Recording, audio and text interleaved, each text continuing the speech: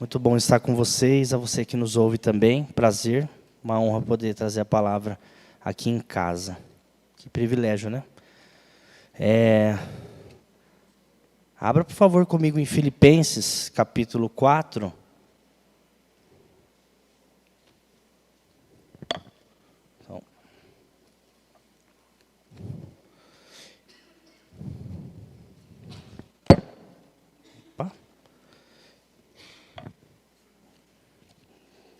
Pronto, Filipenses 4, eu vou ler do 4 ao 6 só.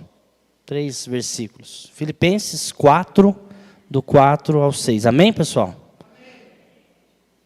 Maravilha, você em casa que puder, abra aí Filipenses 4, do 4 ao 6. Diz o seguinte: regozijai-vos sempre no Senhor.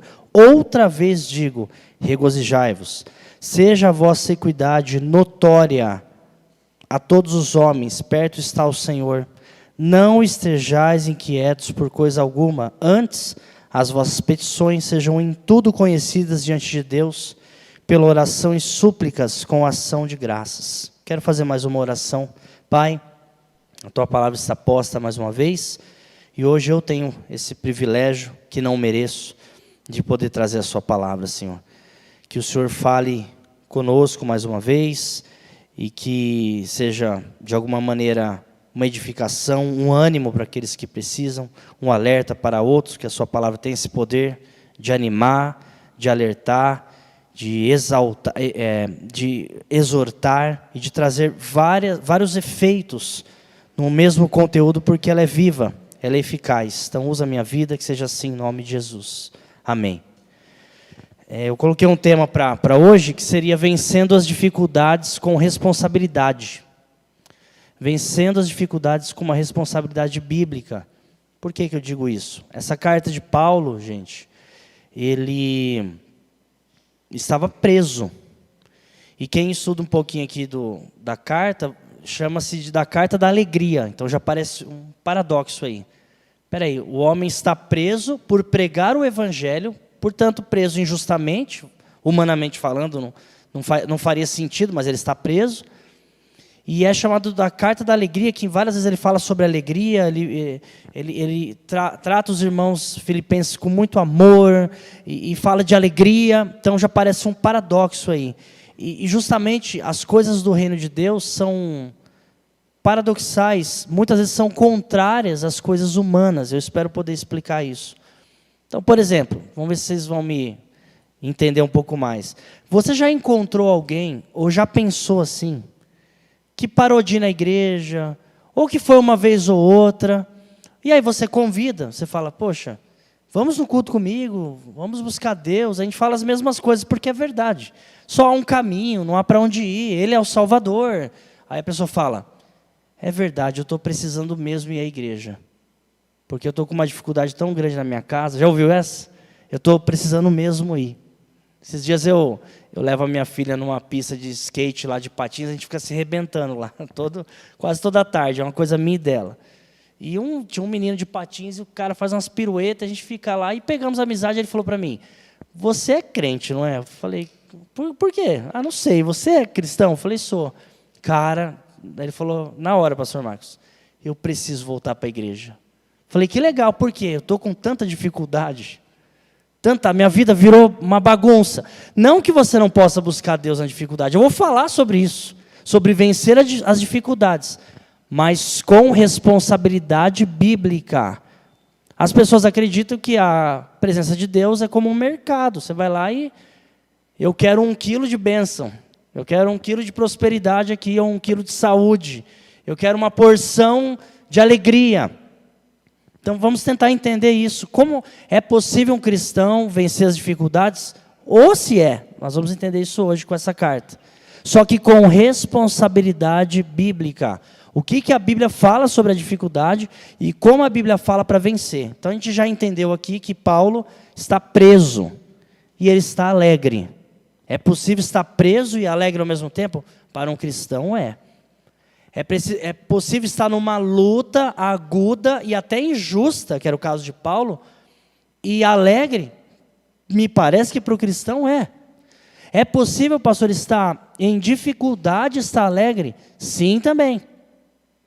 E a inquietação, pastor? E as ansiedades que nos remetem? É certo eu ficar inquieto, ansioso? Não.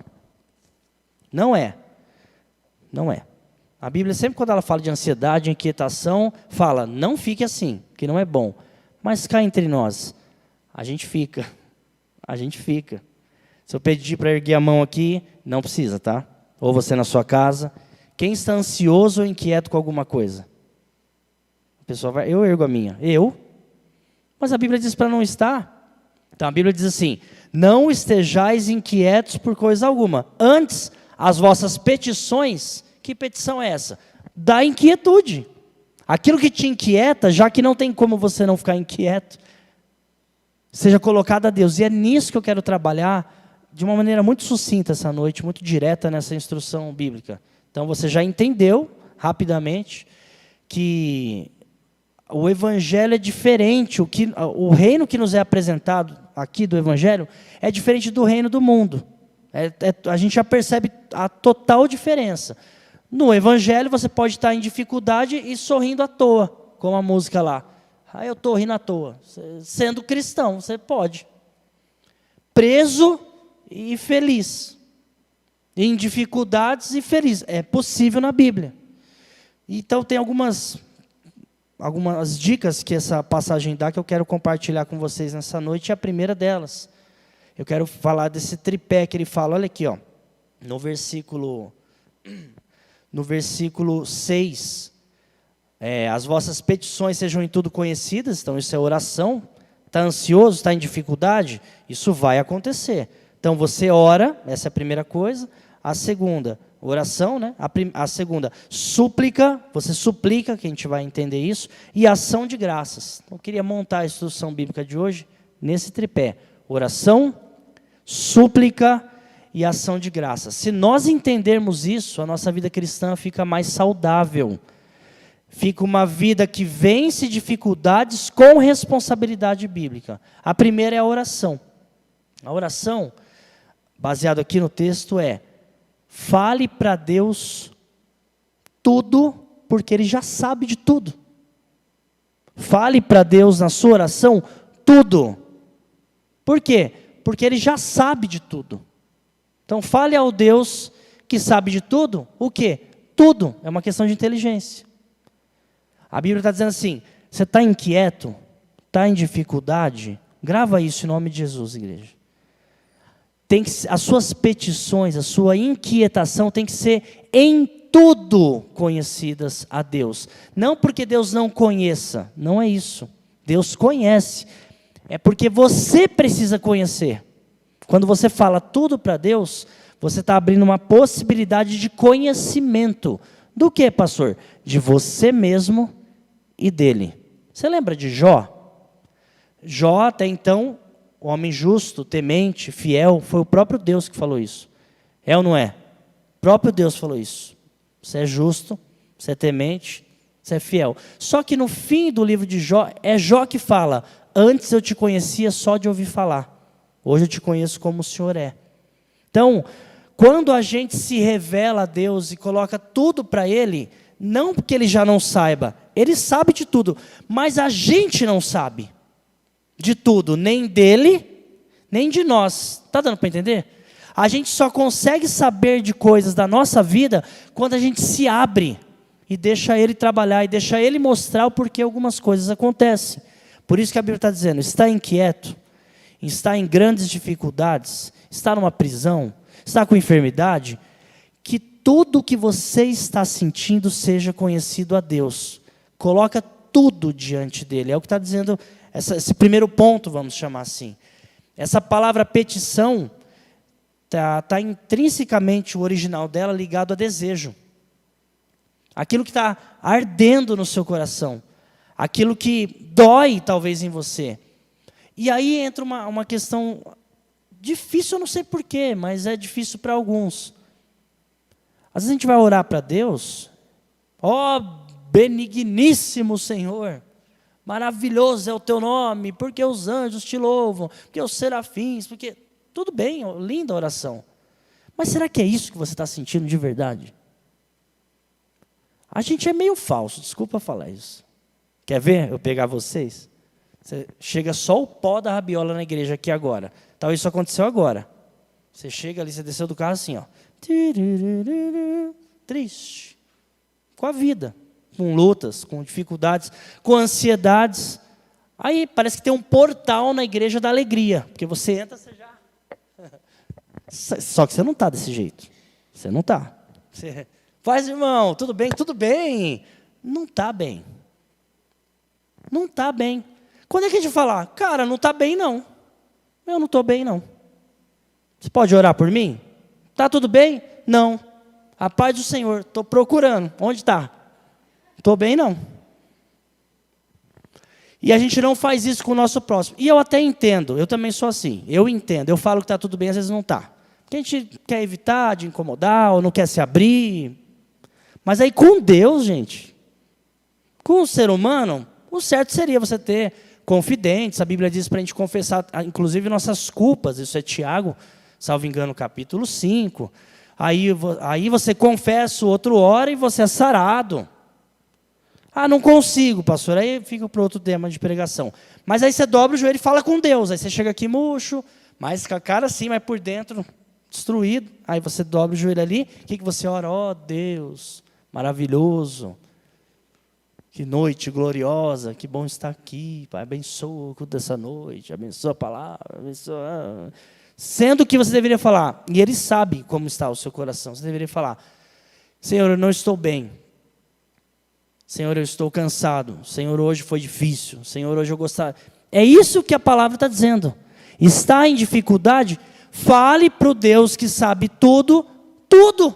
Não parece que é simples? Mas a gente não faz. A gente retém. A gente segura.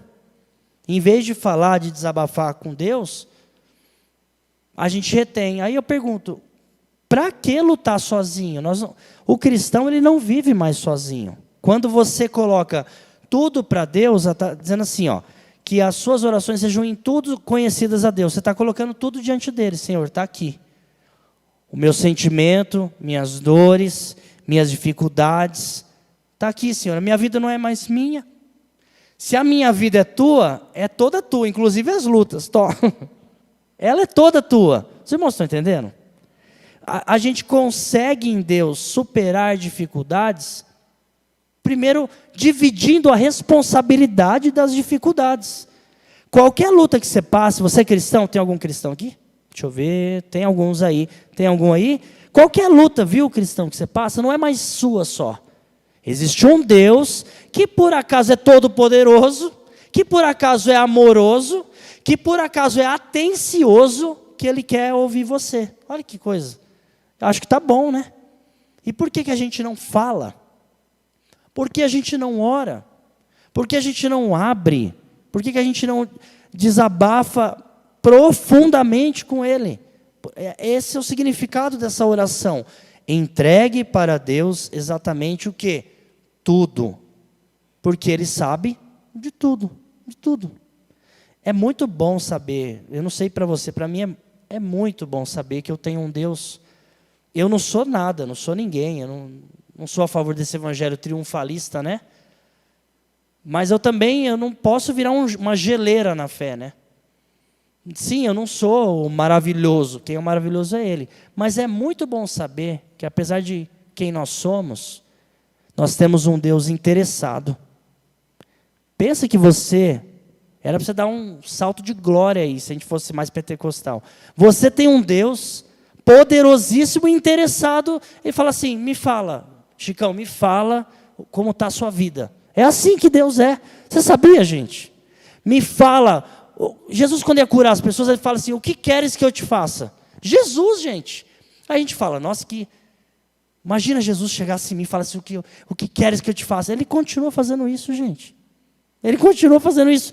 Peça no meu nome, eu vos darei. Ele continua vivo. A gente aqui está morto. E Ele está vivo. Ele fala, o que você quer? Não é que Ele é um realizador de pedidos. Não é isso, a gente vai falar sobre isso. Mas Ele está dizendo, me fala como você está. Me fala o que você quer. Eu sei que isso é primário, pastor, isso aí eu já sei. mas o Senhor me trouxe aqui de novo para sacudir você de coisas que você já sabe. Mas você sabe por que está murcho. Mas você sabe por que não ora como deveria. Aí Deus vai e nos faz falar coisas que você já sabe. Igreja, é muito bom saber que existe um Deus interessado por nós. Talvez quem está do seu lado não está interessado, só você é seu familiar. E não é por mal, está todo mundo lutando com suas batalhas, não está tão interessado assim com a sua vida. A gente fica chateado porque o irmão não se importa. Deus se importa com você mesmo, isso não é frase piegas, isso é fato. E Ele está dizendo, por que você não clama a mim? Clame a mim. Lembra dessa passagem? Responder-te-ei. O quê? Estou ouvindo lá de casa, pessoal. Coisas grandes, ocultas, que vocês não sabem. Só que você sabe quando você clamar. Entende, irmãos? A oração é um canal de comunicação com Deus poderosíssimo. E uma ferramenta poderosa que a gente tem abandonado. Temos feito orações, criticamos outras religiões, como a católica, talvez, das rezas, né? Reza o terço 200 vezes lá. Mas será que a nossa oração não está repetitiva também? Como é que eu sei que minha oração não é repetitiva? É simples, você tem dificuldades diferentes. O seu dia é diferente, cada dia acontecem coisas diferentes. Se a sua oração é modelada toda noite do mesmo jeito, tem coisa errada aí. Você tem coisas novas a falar para Deus. Você entende? Então, grava isso no seu coração. É muito bom saber que tem um Deus disposto a ouvir e, por acaso, Ele é poderoso. Ele é poderoso. E Ele quer saber. Coisas que os outros talvez não queiram. Ele quer. Coisas que para os outros parece pequeno, uma luta pequena, uma dor pequena. Se dói em você, Ele quer saber. Se para você não é pequeno, Ele quer saber. Porque às vezes você vai desabafar até com quem te ama. E essa pessoa, não por mal, pode não te entender e falar, isso é bobeira, isso é bobagem. Mas Ele quer que toda inquietação, toda inquietude, toda ansiedade, toda, seja em tudo conhecida a Ele. Então fale para Ele. O primeiro tripé é fale para Ele tudo. Porque Ele já sabe de tudo. Quando você nega e não fala, não há agir de Deus, não há mudança na sua vida. É por isso, talvez, que muitos de nós, eu me incluo nessa, podemos estar mais gelados, menos milagres acontecendo, menos respostas, porque parece que virou um meio social a presença de Deus. Cuidado com isso. Nós estamos falando de um Deus todo-poderoso, disponível, dizendo, ore, clame a mim. Está ansioso? Que tudo seja conhecido a mim. Pensa que libertador isso. Você colocar, Senhor, está nas tuas mãos essa dor, essa lágrima, essa angústia. É isso que esse primeiro tripé ensina. O segundo, eu vou bem rápido. Súplica. Grava isso, súplica. Grava isso em nome de Jesus. Ore de maneira direcionada e quebrantada. Uma pessoa que suplica é uma pessoa que insiste na oração. Grava isso. Ela tem uma oração direcionada. Ela fala para Deus o que sente e é direcionada. É isso que eu sinto. A resposta, eu não estou falando da resposta. Deus responde o que Ele quiser. Fique em paz. Estou te ensinando a determinar nada. Mas a você dizer insistentemente, porque está doendo, porque é uma angústia, seja lá o que for, encaixa na tua vida aí. E suplicando, quebrantado. Experimente suplicar a Deus, que é o que a Bíblia está dizendo assim. Está ansioso, está inquieto, está em dificuldade? Ore, fala tudo para Deus. Suplique, puxa lá do âmago da sua alma o que de fato você está sentindo. Isso demanda tempo, isso demanda exposição, você tem que expor. Expor. Coloque. Você lembra, por exemplo, da Ana? Eu não vou ler, posso ler um pouquinho aqui? Vamos lá, acho que está dentro do tempo. Ó. 1 Samuel, acho que é capítulo 1. Abre aí. Lembra da Ana, a mãe de Samuel? Vai lá, vamos ver a súplica de Ana, bem rapidinho. Para resumir, Ana era mulher de... Penina era a outra mulher, né? Como é que era o nome do marido dela, gente? Me ajuda aí. Eucana, né? É isso? E aí Eucana tinha 2 mulheres. A Penina, que era o Satanás em pessoa, e a Ana. Lembra dessa história? A Penina ficava penando em cima da Ana. Por quê? Penina podia ter filhos, Ana não podia. Essa é a história. E aí, a Penina enchendo o saco de Ana, tem um momento que Ana, ela sai da zona de conforto, porque ela sempre ia sacrificar, ela sempre estava ali com o marido, sempre estava no templo, igual a gente, sempre estava buscando a Deus, estava ali, igual vocês aqui. Vocês têm que ver a visão aqui, nós, de quem prega. A pessoa está assim, meu Deus, aí cada um sabe de si, amém.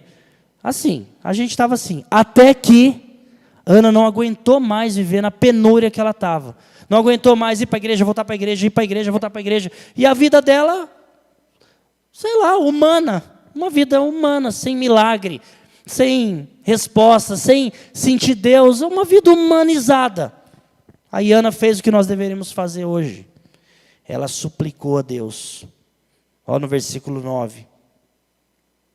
Então vamos no 10 aqui.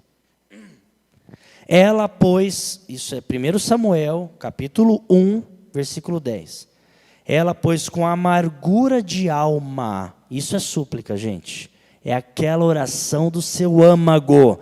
Se você nunca fez essa oração, você está perdendo oportunidade de se rasgar a Deus, e isso é maravilhoso. Com amargura de alma orou ao Senhor e chorou abundantemente. Aí ela fez um voto. Nesse voto ela fala que entregaria o filho dela. Se o Senhor fizesse um milagre, ela entregaria o filho e tal. E a súplica foi tão grande que no versículo 12, sucedeu que perseverando ela em orar e chorando, isso é súplica, perante o Senhor, Eli fez atenção à sua boca. Ela, sei lá, ela estava chorando e babando, imagina a cena. Eli, o sacerdote, tipo o pastor, para você entender, vamos trazer para a linguagem de hoje, fez atenção à sua boca, chamou a atenção de Eli, ele ficou olhando, está acontecendo com essa mulher aí? E ela chorando lá e gritando. Portanto, Ana no seu coração falava, e só se movia os seus lábios, porém não se ouvia a sua voz. Pelo que Eli a teve por embriagada. Falou, ixi, está bêbada. E disse-lhe Eli, até quando estarás tu embriagada? Aparta de ti o vinho, ó 15. Porém Ana respondeu e disse, não, Senhor meu, eu sou uma mulher atribulada de espírito, nem vinho nem bebida forte tenho bebido, porque tenho derramado a minha alma perante o Senhor. É isso. Qual foi a última vez que eu e você derramamos a nossa alma perante o Senhor? Isso é súplica. Isso é súplica. É uma oração quebrantada, sem tempo para acabar, e que vai envolver choro, que vai envolver muita verdade, que vai envolver até indignações, não com Deus, mas com a situação, que vai envolver, perdão, gente, vai envolver confissão de pecados. Eu fiz isso, eu desejei isso, me perdoa, onde precisar me corrigir eu vou. Isso é súplica, isso é o que a Bíblia está dizendo, é isso aqui. E ela se derramou, súplica é isso, é jogar tudo que você está sentindo. Qual foi a última vez que nós fizemos? Qual foi a última vez que nós fizemos? Gente, a gente não vai para o céu por frequência em culto não, tá? No céu eu não vou apresentar minha carteirinha pastoral, que eu nem sei se está na minha carteira, preciso olhar. Aqui, Senhor, hein? Igual o policial faz para dar, ou o advogado dá carteirada. Aqui, não. Ou tempo de ministério, pastor? Não. É a sua vida diária com Deus. Por isso que a súplica é algo repetitivo e focado. Como tem sido sua vida de orações com Deus, de petições? Qual foi o último propósito que você abriu? Porque eu vou dizer uma coisa, queridos. A gente critica as campanhas nas igrejas. Eu também sou crítico, vim de uma comunidade assim, em que a campanha era um fim nela mesma, em que nós colocávamos data para Deus agir, e era sempre 7 semanas. Então Deus ele tinha que correr, ele tinha 7 semanas para fazer. E pronto, entende? Aí a gente acha engraçado, e eu também acho. Lamentável, eu também acho. Mas aí a gente vem para a Bíblia, e a gente para, a nossa oração é, se o Senhor quiser, o Senhor faz. Aí ele fala, o que queres que eu te faça? Não, se o Senhor quiser, o Senhor faz. Aí fica uma vida fria. Fria. Eu fico imaginando. Se quando Jesus estava passando perante o cego Bartimeu, foi ele que gritou, Jesus, filho de Davi? Foi ele? Se ele não gritasse? Quantos Jesus passou e talvez não curou, porque não gritou? Então Jesus só cura se gritar? Não, gente. Ele faz o que ele quiser, não é isso. Mas grandes curas de Jesus, grandes milagres, tem misericórdia de mim, e tal. Porque quando a gente suplica, quando a gente ora, quando a gente expõe, a gente está se relacionando com Ele. É exatamente isso que Ele quer. Porque não é um jogo de troca o reino de Deus. É um jogo não um jogo, misericórdia, uma vida de relacionamento. O relacionamento vem com diálogo. E a súplica é um diálogo, uma oração mais profunda, em que você se humilha, em que você coloca o que você está sentindo, e você é confundido como quem está embriagado, igual o caso de Ana, tamanha aflição que ela estava, e quem está ao redor pode não perceber. A gente é dito como doido, porque a gente ora, a gente fala sozinho no carro, mas não está falando sozinho, está falando com Deus, os outros que não estão sabendo do nosso lance com o Senhor, eles que não estão sabendo, nós sabemos. Então eu ando falando sozinho na rua, mas eu não estou sozinho, entendeu? Às vezes eu volto para a realidade, eu olho e tem pessoas assim. Falo, meu Deus, dá vergonha, mas eu sigo o Senhor então. Fiquei com vergonha aqui. E aí eu vou falando com Ele, você entende? A súplica é algo profundo. E ela precisa ser direcionada. Eu lembro até da história do filho pródigo, avançando aqui. Olha que interessante. O filho pródigo, em Lucas 15, eu sei que você já conhece, ele também fez algo direcionado. Isso é uma lição para a gente. Eu estou falando de um cara que errou feio. E ele estava lá, gastou a herança do pai, você já sabe disso. Estava sem dinheiro, querendo comer as bolotas dos porcos, não é isso? Aí lá no meio do chiqueiro, no versículo 17, presta atenção, igreja, em nome de Jesus. Caindo em si, disse, quantos trabalhadores do meu pai têm abundância de pão, e eu pereço de fome? Olha o 18. Levantar-me-ei, olha o foco dele. Irei ter com meu pai e direi. Pense que pai aqui é o seu pai que está no céu. É uma analogia aqui, uma parábola. Pai, pequei contra o céu e perante ti. Já não sou digno de ser chamado teu filho. Faze-me como um dos teus trabalhadores. Isso é um belo exemplo de oração e súplica. Grava isso. O filho pródigo fez um propósito. Porque a gente critica as campanhas, voltando lá. Mas a gente deixa de fazer propósitos com Deus. Porque as campanhas eram hereges. Você fazer uma campanha de oração, você e Deus, é totalmente bíblica. Fica à vontade. Faça seus propósitos com Deus. Você e Deus. E foi o que o filho pródigo fez. Ele fez o propósito dele. Ele falou, eu vou me levantar. Porque tem trabalhadores do meu pai, empregados, comem melhor do que eu. Eu vou me levantar, eu vou até meu pai. Fez uma meta. E chegando lá, eu vou dizer que eu pequei, não precisa nem me receber como teu filho, me faz como um dos trabalhadores. Ele criou uma estratégia.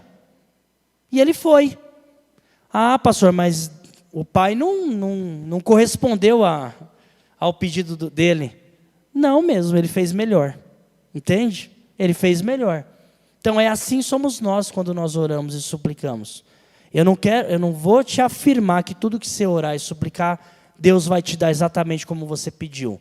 Eu sei que Ele vai te abençoar. Como, quando, de que jeito, não é minha responsabilidade. É aí que nós divergimos com movimentos neopentecostais, que a sua oração, Deus vai fazer exatamente aquilo. Não é isso que eu vou pregar aqui. Mas o que eu vou dizer é que alguma coisa vai acontecer, e conhecendo o Deus que nós conhecemos, não será coisa ruim. Não será coisa ruim. Então, falta para a gente uma oração mais direcionada. Eu dou um pequeno testemunho aqui para você, de um ridículo. Para você que vai me ouvir aqui, ai, pastor, que coisa ridícula. Mas quem vive, sabe. A minha esposa começou a trabalhar. Depois de 6 anos da Mari, nossa filha, decidiu que ia voltar a trabalhar. Estávamos precisando, inclusive, eu falei, vamos embora. É uma nova rotina, beleza. E voltou. Só que arrumou um trabalho, pediu a Deus, suplicamos algo direcionado. Senhor, precisa de um trabalho curtinho, de poucas horas. A nossa forma de vida, a nossa qualidade de vida, a minha forma de pastorear. Eu gosto de atender pessoas por aí, então a gente não pode ter uma agenda muito das 8 às 6, sabe? Se um dia Deus quiser, a gente terá, mas a gente tem que ter flexibilidade. E a gente orou, direcionado e suplicou, e Deus deu. Só que à noite, a Camila passou a estudar à noite, deu uma bagunçada, a trabalhar à noite, das 5 às 11, sabe? A minha filha quase morreu, assim, foi difícil, foi um mês difícil para nós. Muito difícil. Simples para alguns, mas quem é pai sabe. Difícil, ela chorava sem parar, sem parar. Eu falei, filha, vamos clamar então a Deus. Vamos orar a Deus, que toda noite a gente ora. Vamos pôr um propósito para Deus, vamos fazer uma campanha aqui, eu e você. E a minha esposa, vamos orar para a mamãe ir para amanhã. Para amanhã, porque daí de manhã você estuda, o meu trabalho é mais pauleira de manhã, ela trabalha de manhã e fica todo mundo bem depois, à tarde. Fechou, fechou. E ó, começamos. E o horário que nós pedimos a Deus não existia. Não tinha esse horário no trabalho dela. Depois você pergunta para ela, a Camila é mais detalhista que eu. Mas não tinha esse horário. E eu vou orar, e a gente orou nesse horário, o que aconteceu? Deus deu o horário. Ela está lá, começou no horário que nem existia. Criou-se um horário, um anjo foi lá e criou um horário. Eu não estou dizendo que toda oração que você fizer, Deus vai fazer exatamente o que você pediu, como eu relatei aqui. Não vou ser irresponsável. Como eu estou dizendo aqui, vencendo as dificuldades com responsabilidade. Já teve orações nossas, focadas, direcionadas, que Deus não deu daquele jeito, não. Deu de outro jeito, que era melhor. Ou não deu. E a gente vai entender o não deu daqui a pouco. Ou não deu. Então eu não estou pregando para ore que Deus vai fazer exatamente. Não posso te afirmar isso. Seria um irresponsável. Eu só sei que Deus não vai te desamparar. Jamais Ele desampara um filho que ora e suplica. Jamais. Jamais. É que a minha provocação para você essa noite é que você volte a suplicar, volte a orar, volte a chorar, volte a babar na presença de Deus. Volte a orar em línguas, aquela coisa calorosa, ungida que você tinha. Você entende? Pare de ser esse cubo de gelo que talvez você se transformou.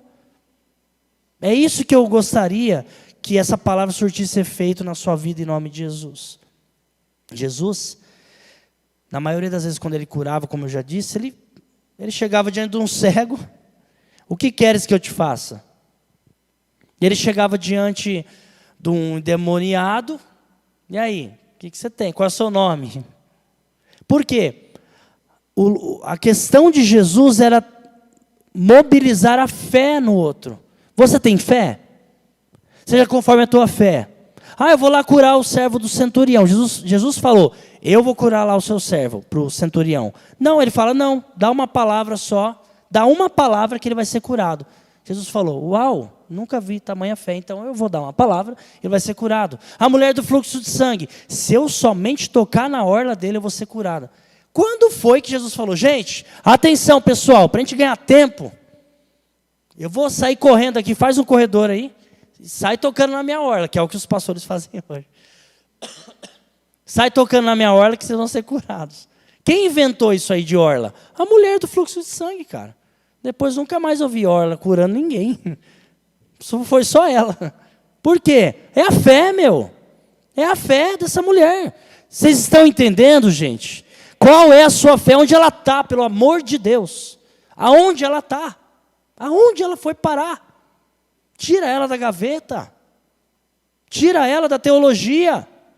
Que a teologia é maravilhosa, mas se você não tomar cuidado, ela te sufoca porque você vira juiz de Deus. Fica pondo parâmetros no que Deus pode ou não pode fazer. Fica fazendo exegese de Deus sem parar. E Ele está dizendo, peça, até agora vocês nada pediram em meu nome. Peça e eu darei, para que a sua alegria se cumpra. É Ele que está dizendo, não sou eu.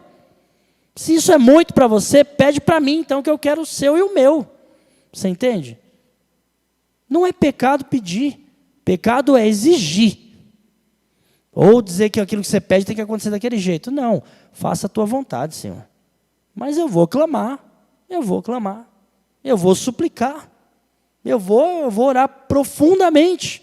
Porque com essa oração, com essa súplica, eu me aproximo mais do Senhor, eu estou mais pertinho, eu estou com mais intimidade, eu estou mais quebrantado. E a Bíblia diz que um coração quebrantado, o que acontece? O Senhor não rejeita. Ele não rejeita. Acaso, a Isaías fala, acaso pode uma mãe abandonar um filho que está mamando? Será que pode? Acontece, né? Mas é raro. Infelizmente acontece. O Senhor fala, ainda que isso acontecesse, eu, Senhor, nunca vou te desamparar. Nunca. Você tem um Deus que prometeu estar com você para sempre. Que Ele nunca te abandonaria. Nunca. Então é um Senhor Deus, poderoso, amoroso, disponível, e a gente murcho e gelado, entende? Sem clamor, sem vida cristã, sem experiência, entende? Sem experimentar louvores maravilhosos aqui. E às vezes a gente passa batido, e Deus habita nos louvores, gente. O culto não começa quando o pregador vem aqui pregar, seja quem for, a pregação maior. Ele já começou faz tempo, desde a oração do pessoal que está orando, gente. O poder de Deus já está disponível, entende? Você sai da sua casa, já está acontecendo. Ele já está com você, ou você não crê nisso? Ele já está com você. Você pode clamar em nome de Jesus Cristo. E eu finalizo, senão eu vou ficar sem voz. Finalizo. Eu quase liguei para o Silene, eu acho que eu não vou conseguir. Mas eu precisava trazer essa mensagem para vocês. Ação de graças, não é o que diz aqui no final? Ó. Não sejais inquietos, as suas petições sejam em tudo conhecidas diante de Deus, já entendemos isso, eu espero. Com oração, com súplica, que é algo mais profundo. Essa palavra súplica, ela vem da palavra deomai. Esse deomai é uma necessidade específica, grava isso, isso é a Bíblia, pode pesquisar. Essa palavra deomai, essa raiz da súplica que está aqui, é uma necessidade específica, não é uma oração genérica. Senhor, abençoe minha casa. Oração genérica é isso. Abençoe minha casa. Súplica é, Senhor, guarda o meu filho que está ficando adolescente, com hormônios fervendo, não quer mais saber de ir na igreja, não quer mais saber de Deus, eu não tenho mais o que falar, eu vou bater, ele é um meninão já, eu não quero ficar batendo toda hora, eu quero conversar, mas também ele não quer me ouvir. Então guarda o meu filho. Isso demanda tempo, tá? Mas isso é uma súplica. Guarda o meu filho, guarda a minha casa, guarda... Senhor, abençoe meu trabalho. Isso é uma oração genérica. Guarda meu trabalho. A oração... A súplica mesmo é, Senhor, lá no meu trabalho, tem um patrão que, olha, o Satanás toma conta desse homem. Senhor. Eu acho que o Satanás se assusta com ele. Acho que ele endemonia o Satanás, de tão terrível que é. Ele é terrível, Senhor. Eu sinto raiva. Senhor, eu sou cristão. Essa é uma súplica, viu? Eu estou falando, parece brincadeira, mas eu sinto raiva. No meu trabalho, não posso fazer isso. Eu passo 1/3 da minha vida ou mais no meu trabalho. Eu não posso ficar sentindo isso. Eu não consigo sentir isso, Senhor. Isso está me fazendo mal. Muda esse homem ou muda eu desse lugar, desse hospício. Eu quero glorificar o Senhor pelo trabalho, obrigado, mas eu estou ficando doido aqui dentro. É isso. Senhor, guarde os governantes. Eu tenho vontade de matá-los, mas guarde eles. Estou brincando, tá? Podia ser qualquer um dos lados, tá? Eles só pensam neles. É só guerra de poder. Eu me sinto usado, usurpado quando eu vou no mercado, Senhor. Estou falando de oração, tá? Quando eu vou no mercado, eu me sinto roubado. Roubado, porque as coisas triplicaram, Senhor. Oh, meu Deus, eu estou Gideão malhando no lagar. Mas abençoa os governantes. Desperta, ainda que eu não acredite, desperta esses homens. Isso é súplica. Só que isso demanda tempo, tá, gente? Aí é mais fácil para a gente ficar, Deus, guarda minha família. Abençoa meu casamento. Aí é como se o Senhor perguntasse, abençoa o quê no seu casamento? O que acontece no seu casamento? Não, Senhor, tu sabes. Tá, mas você não sabe. Os irmãos estão entendendo? Simples, né? Mas a gente não faz. Por isso que eu tive que relembrar vocês aqui hoje. Meu casamento. Minha esposa tá chata. Ou eu tô chato. Tá acontecendo isso. Eu não preciso dar detalhes, né? Deixa para um culto de casais, né?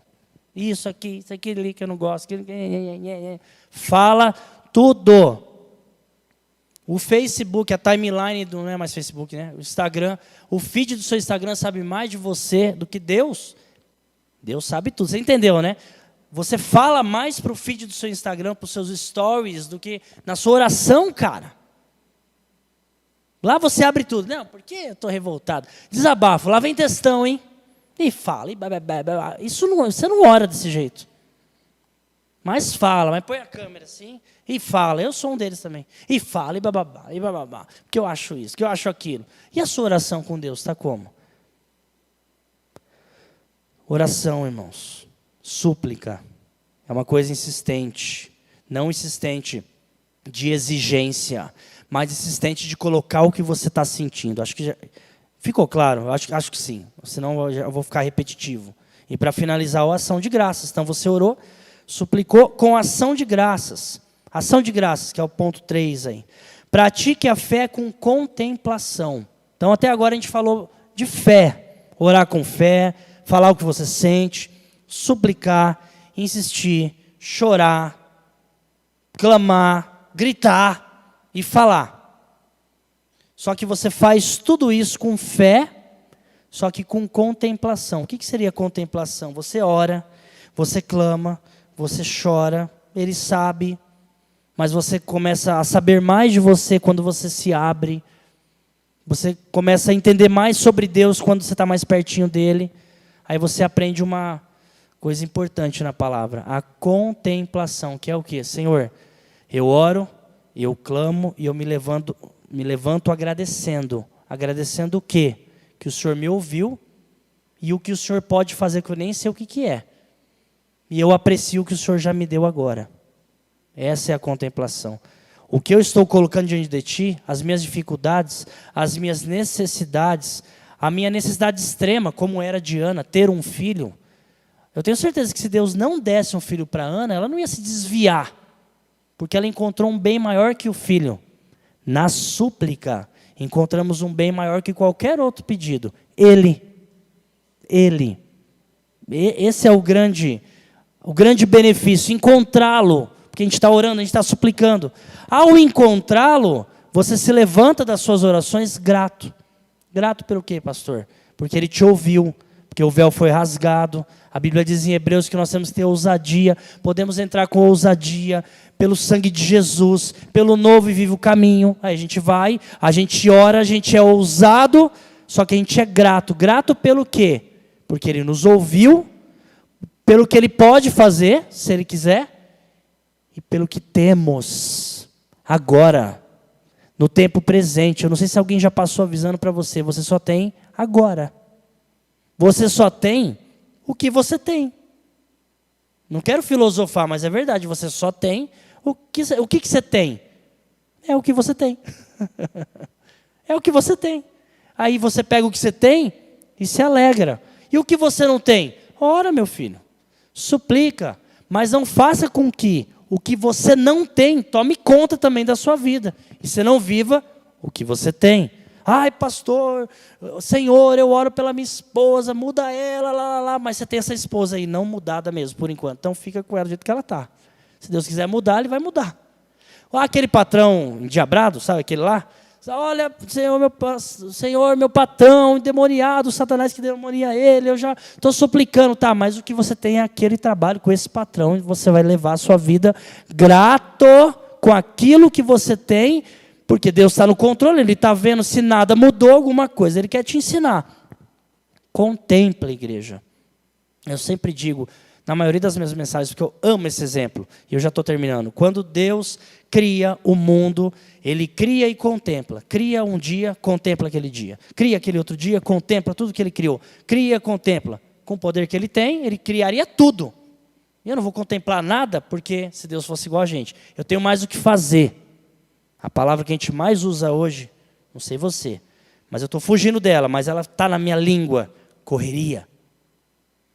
correria. Então, nesse exato momento, a gente pode...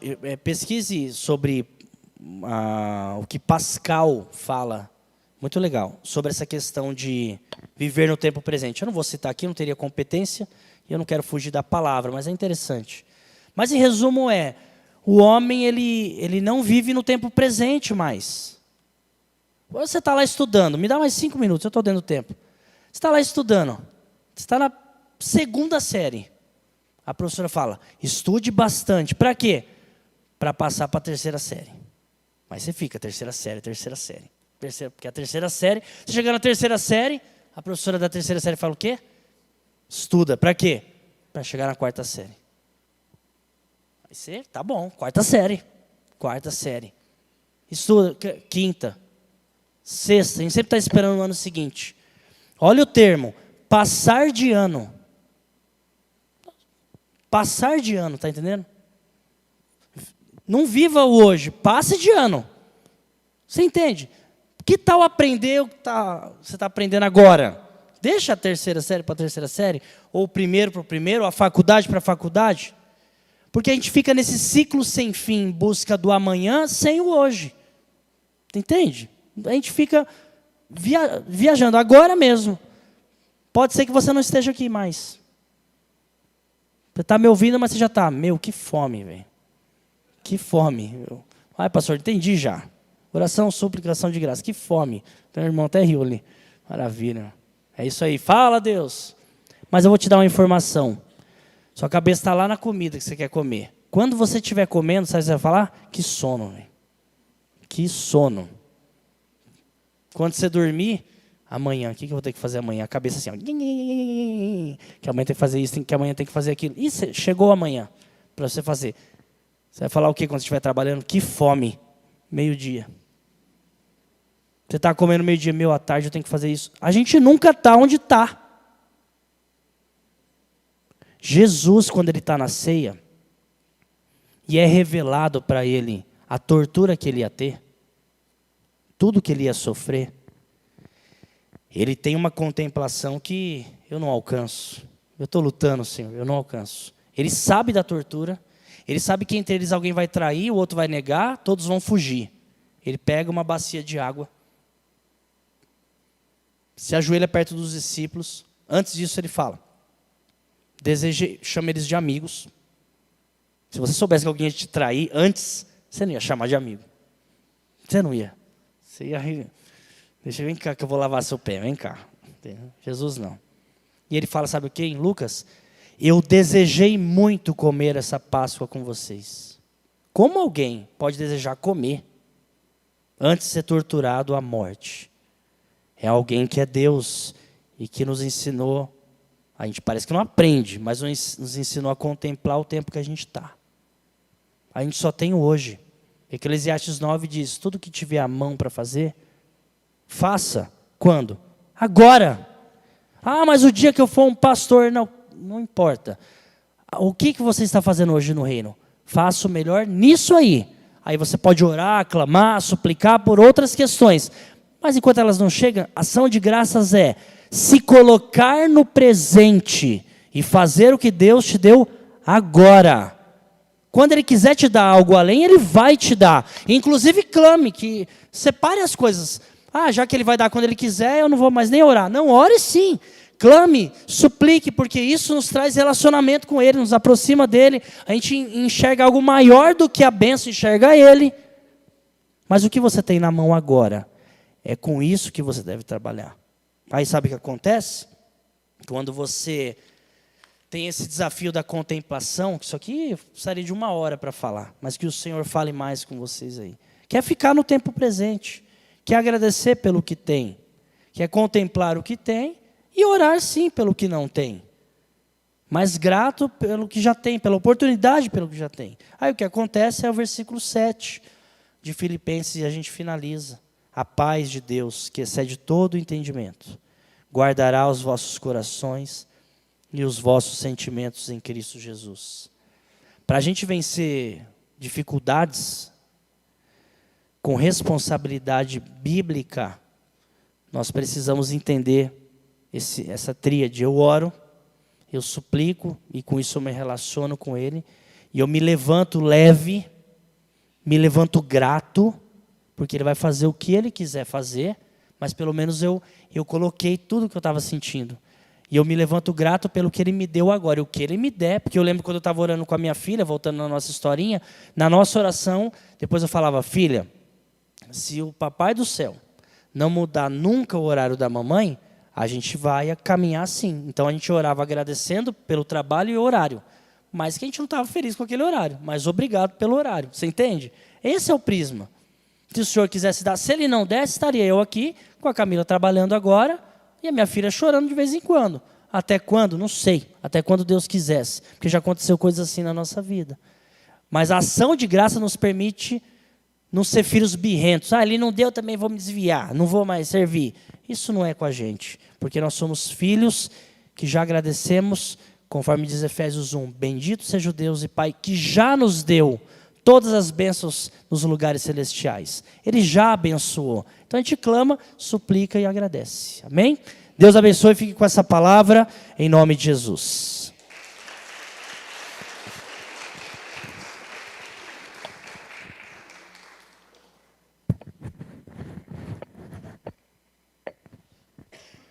Glória a Deus. Obrigado, pastor Roger. Deus abençoe sua casa, sua família. Vamos para o momento do ofertório. Os irmãos da casa já sabem como que é. Temos aí os obreiros na lateral com os envelopes. Na tela está a chave Pix. E com certeza vai ter alguém aqui no corredor com a maquininha para quem quer passar cartão. Para quem está nos assistindo, tem aí na descrição todas as informações. Oremos. Soberano Deus, Pai Celestial, nesta noite nós queremos te agradecer, Pai, por este momento de ofertório, por este momento onde os teus filhos vão contribuir, Senhor. Que de forma especial o Senhor possa abençoar cada um dos teus filhos, Pai, aqui presente, aqueles que estão ali pela internet. Pai, de forma especial, visita cada lar, cada família, o celeiro, Pai, não deixando faltar nenhum instante, cuidando, Senhor, dos teus filhos. Abençoa, Senhor, a vida de cada um dos teus filhos, aquele que é empregado, aquele que é o patrão, Pai, aquele que tem uma empresa pequena, aquele que tem uma empresa grande, aquele, Pai, que está necessitado de serviço, que o Senhor também possa abençoar, abrindo uma porta. Visita essas vidas, visita essas famílias, abençoa os teus filhos, Pai. Que nós possamos, Senhor, se alegrar, Senhor, no dar, Senhor.